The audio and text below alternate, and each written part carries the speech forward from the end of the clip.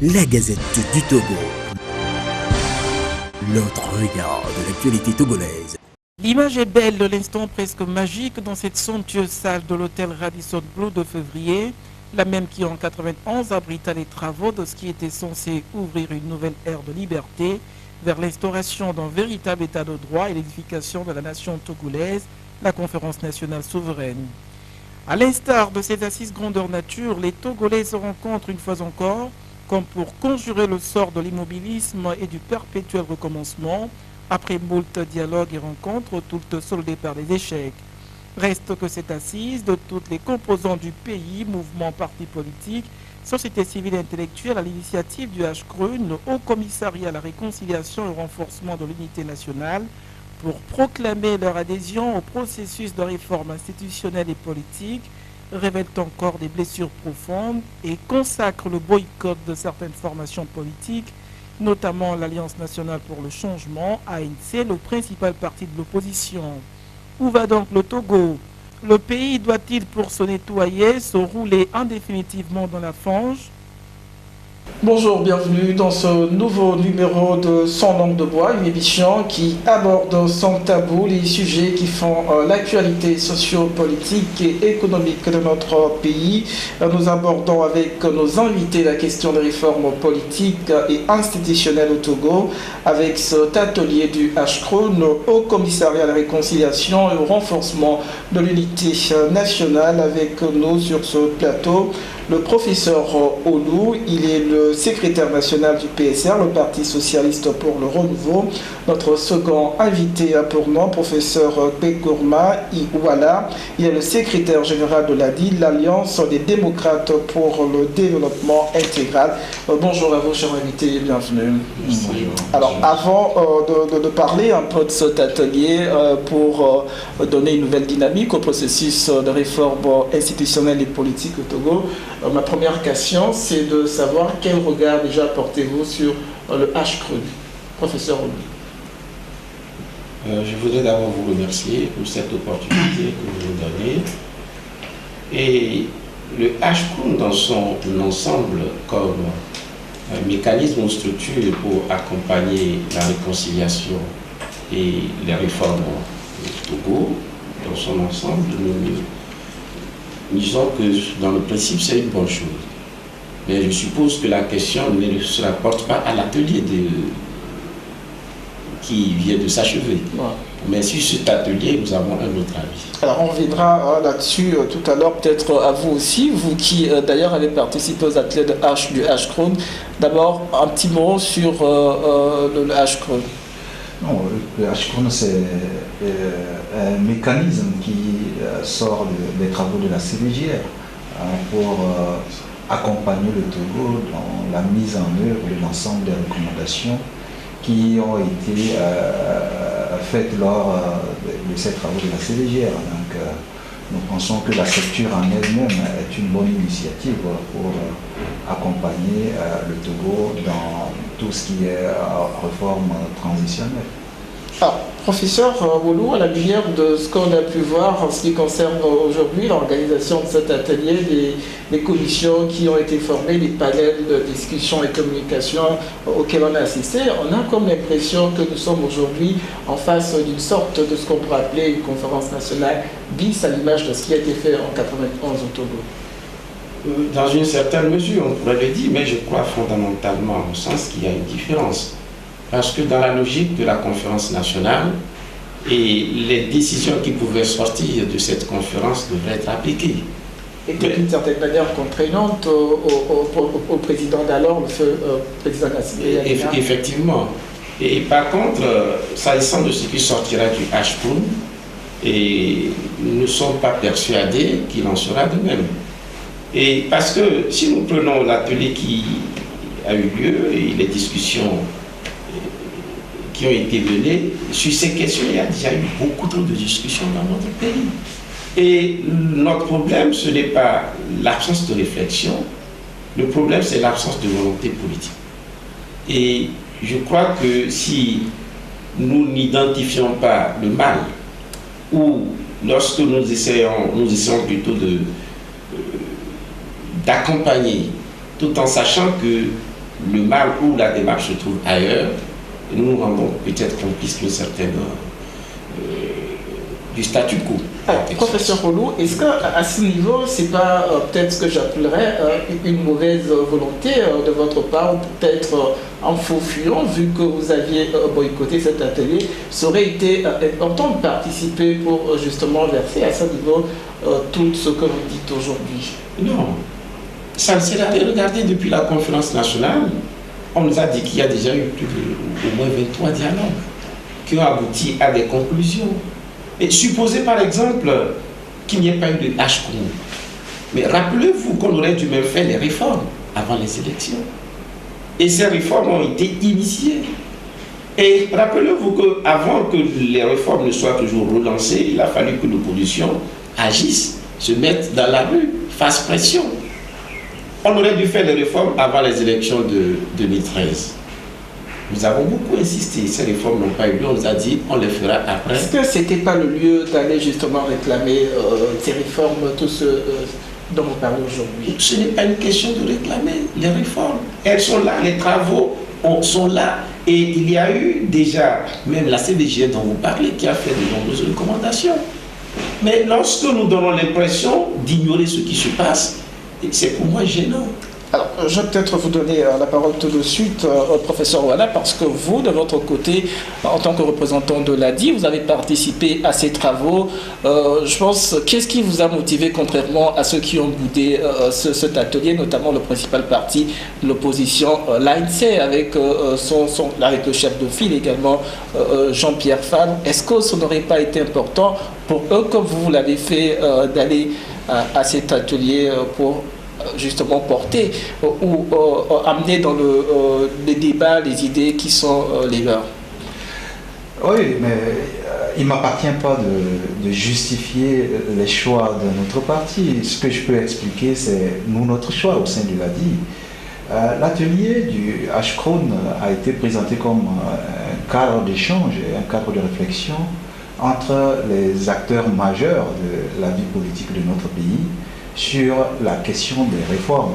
Et en tant que tel, ADI qui cherche à apporter sa contribution à la consolidation de la démocratie et à l'édification d'un état de droit, a trouvé que c'était une occasion pour aller partager aussi ses convictions et ses perceptions en matière de réformes.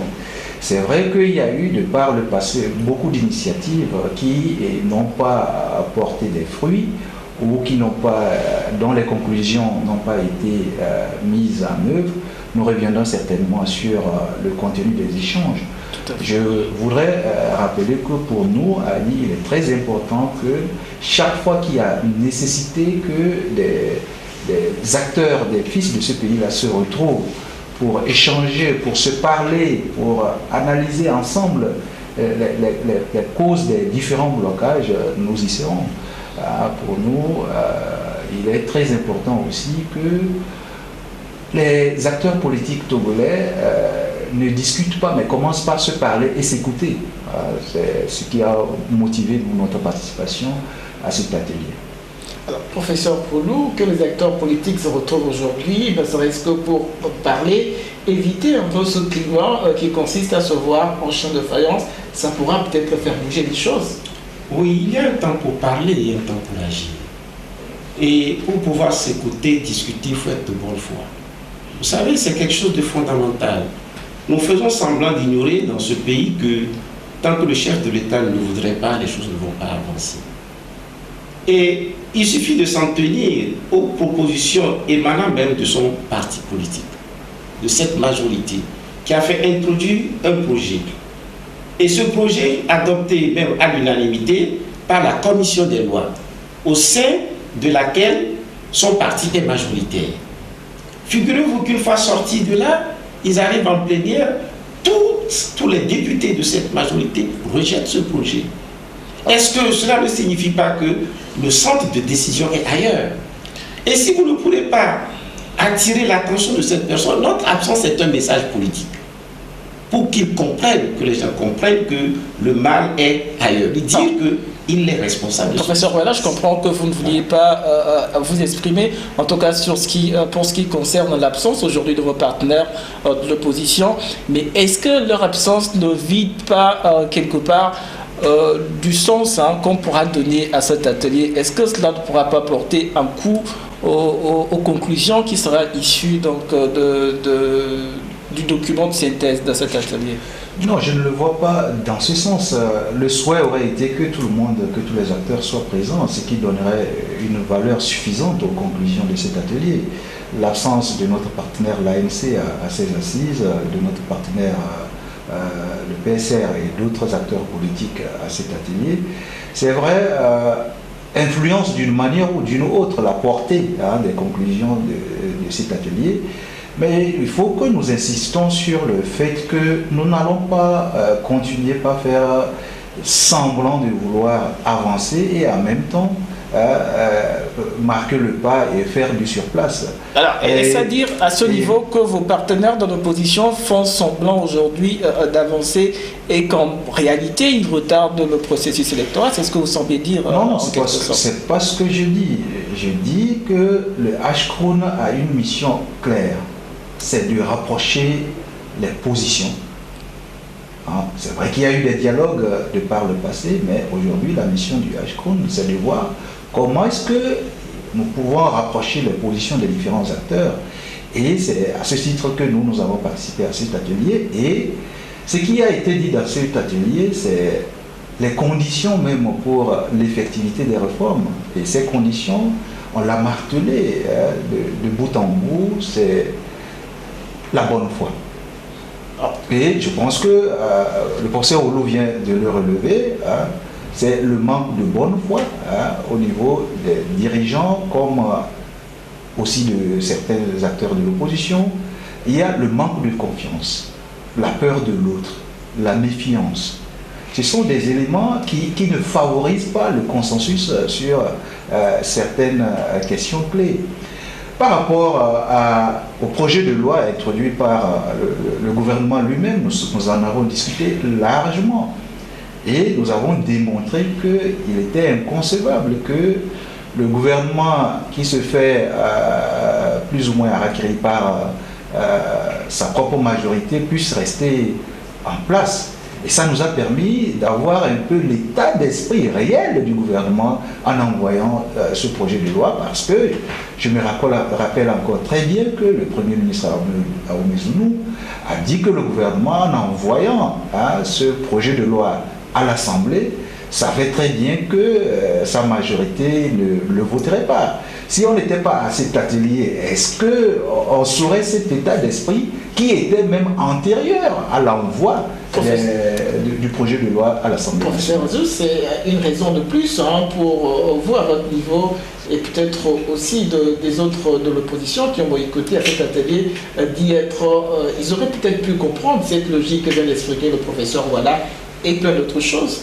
Pour nous, ce n'est pas à cette occasion que nous l'avons compris.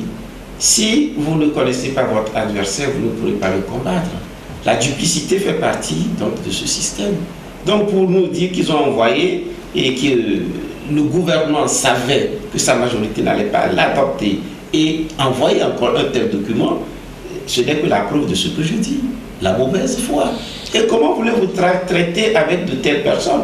Vous pourrez aller faire un dernier dialogue tant qu'on ne sent pas de leur côté une volonté de faire bouger les choses.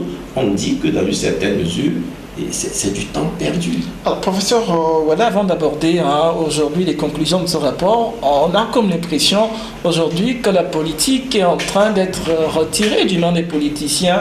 Je ne sais pas si le professeur Oulou est d'accord avec moi pour la confier aux intellectuels, comme d'ailleurs l'a préconisé le chef de l'État tout récemment en Allemagne. Je ne sais pas si le chef de l'État l'a préconisé. En fait, semble le préconiser. Aussi, la politique peut être retirée aux politiciens pour être donnée aux universitaires ou aux intellectuels. Je pense qu'il faut séparer la science politique de l'art de faire la politique. L'art de faire de la politique, c'est pour les politiciens. La science politique, c'est toutes les analyses scientifiques, les réflexions scientifiques, les démonstrations scientifiques sur les questions de politique. Maintenant, est-ce qu'on peut retirer à ceux qui font la politique tous les jours, donc qui sont dans l'art de faire la politique, on leur retirer cet art-là et le confier à ceux qui font les sciences politiques. Les théories scientifiques et politiques, sur le plan politique, existent depuis et continuent pas à subir des mutations. Mais en termes d'applicabilité de ces théories scientifiques sur la politique, ça c'est l'œuvre des politiciens. Donc il sera difficile et il est même inconcevable qu'on puisse retirer le débat politique aux politiciens pour le remettre aux scientifiques, parce que je pense qu'on utilise les scientifiques peut-être pour apporter quelques lumières sur la compréhension des théories et concepts politiques. Alors, professeur Roulou, c'est quand même, reconnaissez-le, un peu drôle aujourd'hui que pour trouver une solution au problème togolais, que ce soit les intellectuels qui tranchent en dernier ressort, après les échecs successifs des politiques sur la question. Non, moi j'ai une certitude, c'est que les politiques, ou plutôt les intellectuels ne vont pas trancher. Ce sont les politiques qui vont trancher. Et bien évidemment, et c'est ce qui fait blocage en réalité. S'il s'agit de regarder du côté des intellectuels, moi je dis que c'est leur droit et leur devoir de participer au débat. C'est indispensable.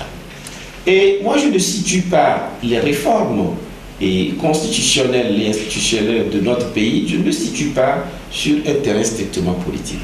Je l'ai souvent dit, pour moi c'est une question citoyenne. C'est un problème citoyen. Et si les gens ne parviennent pas à le comprendre comme tel, de sorte que peu importe leur appartenance politique, qu'ils puissent véritablement se mettre au-dessus, réfléchir et accepter que nous puissions faire des réformes qui aillent dans le sens d'une démocratie profitable donc, à tous, tant qu'on n'aura pas compris, il y aura un problème.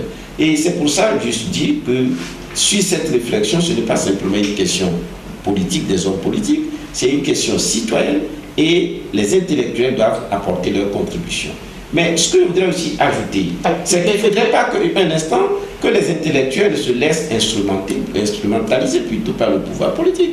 Parce que si vous prenez des décisions même contraires à l'évolution de l'histoire, vous trouverez toujours des professeurs d'université, vous trouverez des intellectuels qui vous pourront argumenter pour aller dans votre sens. Alors, est-ce que là n'est pas le risque, quand on sait que par le passé, on a eu une sorte de classe aujourd'hui, en fait, d'intellectuels, je dirais colorée, une classe colorée d'intellectuels togolais. Est-ce que justement là n'est pas le risque Oui, que l'intellectuel soit coloré, je crois qu'il est un citoyen et il peut avoir son appartenance politique. Ça ne me gêne pas non plus. Mais il existe des questions que je considère comme fondamentales, sur lesquelles nous devons pouvoir nous entendre. Que dans un contexte togolais, où nous savons le mal qui nous mine, donc une sorte de confiscation du pouvoir et une permanente querelle sur la transparence des élections, et que dans un tel contexte, qu'on trouve des intellectuels qui puissent justifier qu'il n'y ait pas limitation de mandat, qui puissent justifier qu'il n'y ait pas de tour des élections, et pour moi, c'est que on ne prend pas en compte le contexte. Alors, revenons là-dessus, professeur Wala, je crois avoir compris que sur le sujet, en tout cas en ce qui concerne les conclusions aujourd'hui, du document de synthèse de cet atelier dit Ashkroun, il y a eu des points de convergence sur les sujets majeurs, les sujets aujourd'hui qui agitent la classe politique togolaise. Que peut-on retenir aujourd'hui sur les conclusions de ce rapport? Non, sur les conclusions du rapport, je pense qu'il faut reconnaître que le débat, je voulais dire un petit mot avant de revenir sur les conclusions, c'est le débat sur la coloration ou non des intellectuels. Je pense que la coloration d'un intellectuel ne lui interdit pas de dire la vérité des principes. Quand on est en face des principes, il faut savoir prendre de la hauteur et pour pouvoir garder sa crédibilité d'intellectuel ou d'universitaire. C'est très important. Maintenant, pour revenir à ce qui est des conclusions de cet atelier, il faut reconnaître que le débat a été parfois très houleux, mais on est arrivé à avoir des points de convergence sur la limitation du mandat. Ça a été un point qui a acquis l'adhésion, la convergence de points de vue. un mandat de 5 ans renouvelable une seule fois. Et puis, il y a eu aussi l'adhésion sur les scrutins, le mode de scrutin. Dorénavant, bon, je ne peux pas dire dorénavant, la convergence, c'est vers un scrutin uninominal majoritaire à 2 tours, aussi bien pour l'élection présidentielle que pour les législatives. Maintenant, en termes de chronogramme, il faut percevoir que toutes les réformes, le Togo a besoin d'un vaste programme de réformes dans tous les secteurs, mais si on se lance dans cette dynamique de vaste programme de réformes, ça veut dire qu'on va encore traîner suffisamment dans le temps, et ce qui est important, c'est de catégoriser, et c'est ce que nous avons proposé en tant que parti politique de l'opposition participant et soutenu par d'autres acteurs d'ailleurs, qu'on ait 2 types de réformes, les réformes politiques et institutionnelles, constitutionnelles, qui soient dans un court terme, et ces réformes constitutionnelles concernent bien sûr la limitation du mandat, le scrutin à 2 tours, la réforme de la CENI, la question du fichier électoral, et maintenant que tout ce qui est réforme de la justice, réforme des institutions comme les FAT, réforme de l'éducation, de la formation citoyenne, réforme de l'administration publique, aille dans des réflexions beaucoup plus approfondies dans le moyen et long terme. Parce que pour partager un peu avec vous l'expérience du Ghana, à l'avènement de la démocratie, le Ghana a enclenché un programme de réforme sur 3 axes. Le premier axe, c'est l'axe politique. Le deuxième axe, c'est l'axe des réformes même des ressources humaines. C'est ça que j'ai appelé éducation et formation citoyenne. Parce que qui va appliquer les réformes politiques? Et le troisième axe, c'est l'axe de la gestion des ressources publiques. On va aller peut-être très rapidement. Vous parliez du Ghana aujourd'hui. On sait qu'ils étaient présents, en tout cas le Ghana et le Maroc aussi, comme des modèles peut-être de choix à opérer vu la situation du Togo, la situation actuelle du Togo. Oui. Non, oui, effectivement, nous pouvons tirer des exemples de ce que les Ghanéens et les Marocains ont partagé avec nous.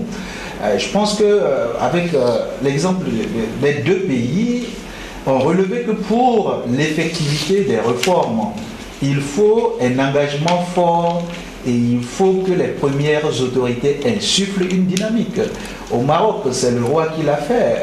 Au Ghana, c'est le président Rawlings, en son temps, qui a insufflé une dynamique. Et c'est là où je partage parfaitement la position de mon collègue, le professeur Oulou. Très rapidement, nous tirons déjà vers la fin de cette émission. Professeur Oulou, on parle de consolidation du processus démocratique, du réajustement du régime politique, du respect du délai constitutionnel, de la consolidation de la place républicaine, de la paix, entre autres pour des décisions qui ont été prises lors de cet atelier. Cela répond en quelque sorte aussi à vos préoccupations. On dira finalement que sans y être, vous bénéficiez aussi que les autres de tout ce qui a été fait, et j'imagine cela doit vous donner aujourd'hui un peu de satisfaction. Non, pour nous, ce ne sont que des redites. C'est pour cela que nous disons que ce n'était pas nécessaire. Ce ne sont que des redites. Maintenant que cela a été redit, il faut agir. C'est de cela qu'il s'agit. C'est-à-dire que les réformes politiques et institutionnelles dont on parlait, à court terme, on aurait pu depuis longtemps les réaliser. Et c'est justement parce qu'on ne les a pas réalisées, justement parce qu'on ne veut pas les réaliser, que nous avons estimé que nos interlocuteurs n'ont pas fait preuve de la foi nécessaire pour pouvoir avancer. Alors, professeur Ouala, qu'est-ce qui sera fait aujourd'hui des conclusions de ce rapport ? On sait qu'entre-temps, cela a été remis au ministre, au garde des Sceaux, qui se chargera de le transmettre au gouvernement pour... dites-nous comment est-ce que cela va se faire en quelques propos. Les conclusions ont été transmises au ministre pour le gouvernement, et le gouvernement, comme je le disais, doit insuffler une dynamique. Maintenant, c'est un atelier national, les conclusions ne sont pas une propriété du gouvernement. Il faut que tous les citoyens s'approprient ces conclusions-là. Et comme le professeur Oulou vient de le dire, c'est une redite, les citoyens doivent booster aussi une dynamique qui contraigne aussi le pouvoir. Il ne faut pas avoir peur des mots, parce que pour que le roi puisse insuffler une dynamique de réforme, Il ne l'a pas fait volontairement, c'est aussi par crainte du printemps arabe qu'il a été obligé de souffler cette dynamique. Très rapidement, pour conclure là-dessus, quelle est pour vous aujourd'hui l'image de la République de demain et qu'est-ce que tout cela vous suscite, les travaux qui ont été menés dans quelques secondes?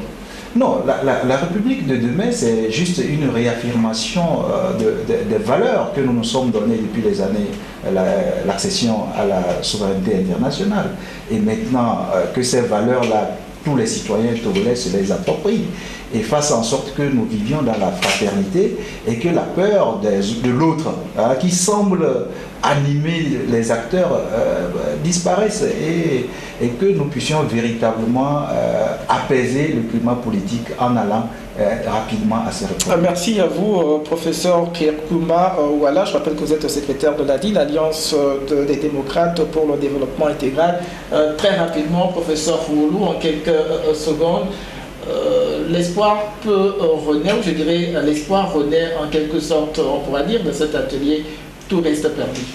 Non, nous n'avons jamais perdu espoir. Malgré tous ces problèmes, nous savons que nous devons lutter. Et cette lutte se poursuivra jusqu'à ce que ces réformes aient lieu et jusqu'à ce que notre pays s'engage dans la voie du développement et d'un état de droit. Donc, nous avons toujours gardé espoir et c'est ce qui justifie d'ailleurs que nous puissions agir. Merci à vous, professeur Komiolo. Vous êtes le secrétaire national du PRCR, le Parti socialiste pour le renouveau. Merci à vous deux d'avoir répondu à notre invitation. Nous espérons vous revoir très prochainement pour un autre numéro. Voilà, nous voici donc arrivés à la fin de ce numéro de votre émission Sans langue de bois. À bientôt pour un autre numéro. La Gazette du Togo. L'autre regard de l'actualité togolaise. Rejoignez-nous sur le www.lagazettedutogo.com ou encore sur nos comptes Twitter, Facebook et YouTube. Pour nous soutenir, merci de nous contacter à l'adresse suivante: contact@lagazettedutogo.com.